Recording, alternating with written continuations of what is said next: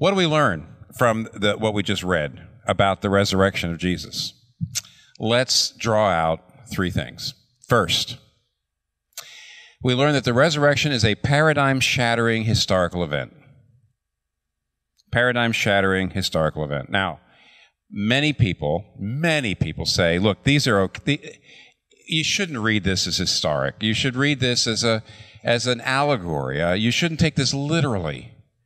Rather, the stories about Jesus being raised from the dead are a symbolic way of talking about how we should live with hope.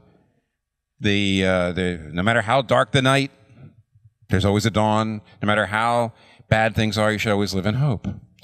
There's one minister I know who has done a sermon or a talk on Easter, and it's titled, Emmaus Never Happened, Emmaus Always Happens. See the point? Emmaus means that's talking about Jesus appearing to the disciples on the road to Emmaus. It's a little earlier in the chapter. We didn't read it.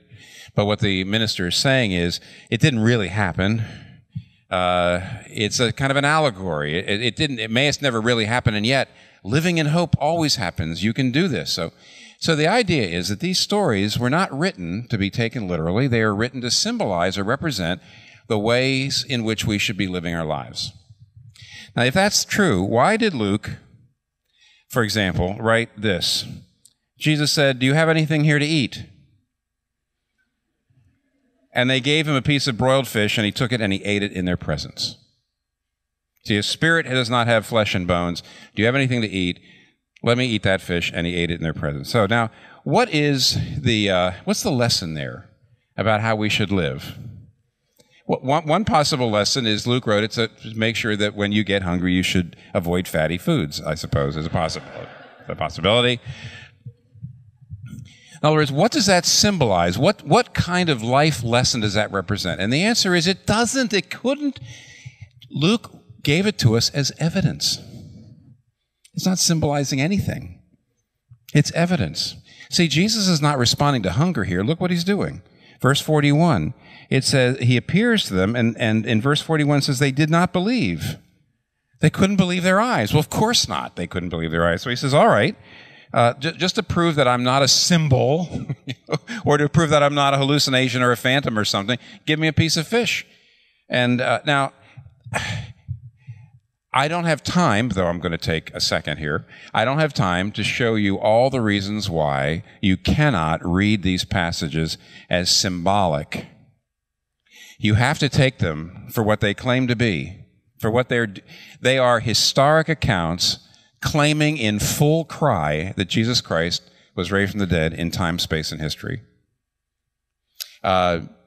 Many literary scholars point out that these accounts have all the marks of oral history, eyewitness. I won't go through them. I mean, one I like to bring out, and I'll just bring out now, is as you know, every single one of the resurrection accounts says that women were the first eyewitnesses of the resurrection. They were the first ones on the scene. They were the first ones to see the empty tomb. Now, we know, of course, that in those days, women's status was very low, that they could not testify in court. If you were making up a story about the resurrection, you would never have women as the first eyewitnesses because ancient readers would have been immediately prejudiced against that. And therefore, there is no plausible reason why you'd put women in the story if you're making it up. The only possible explanation for them being in the story is if they were actually there. And there are many reasons why you cannot take these things as legends. These are historic accounts claiming that Jesus Christ was raised from the dead. What does that mean? Here's what it means. If Jesus Christ was actually raised from the dead, that shatters paradigms because it's a historic fact. It's a terribly irritating, extraordinarily inconvenient, but difficult to dismiss fact. Any fact hurts your paradigms. I mean, you have a paradigm, meaning this is how I think about life, and then a fact comes in that contradicts the paradigm, and now what do I do? So what do we mean by paradigms? Well, what if your paradigm is this life is all there is, and when you die, that's it. It's gone. You're gone. That's it. There's nothing beyond the grave. Well, this shatters that paradigm. It says, no, you're wrong. Uh-oh. Or what if your paradigm is, well, if there is a God, he's sort of remote, and I really don't have to, he's out there, or maybe he's he, maybe he's it, maybe he's she, I don't know. The point is, that I don't really have to deal with God. No, if Jesus was risen from the dead, he's coming to you. You do have to deal with him. It shatters that paradigm. Or the paradigm that every religion is basically the same. That's a very reigning paradigm. It's all basically the same, and every religion is trying to get you to live a better life.